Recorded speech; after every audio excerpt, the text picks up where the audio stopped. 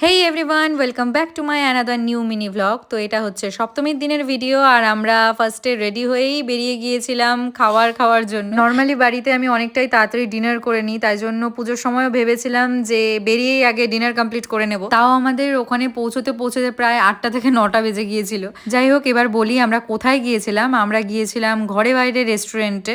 এর আগে তোমরা অনেকই ভিডিও হয়তো দেখে ফেলেছো এতদিনে, তবে আমরা সবাই সেখানে ফার্স্ট টাইমই গিয়েছিলাম। চিলি চিকেন বাদে অলমোস্ট সবগুলো খাওয়ারই আমার ভীষণই ভালো লেগেছে। আর রায়গঞ্জে যেহেতু গাড়ি অ্যালাউ করছিল না, তাই জন্য বেশিরভাগ শহরের লোকরাই সেখানে গিয়েছিল খাবার খেতে। তারপরে আমরা গিয়েছিলাম রূপাহারের ঠাকুর দেখতে, আর সেখানকার পুরো থিমটাই করেছিল বাল্য বিবাহকে নিয়ে।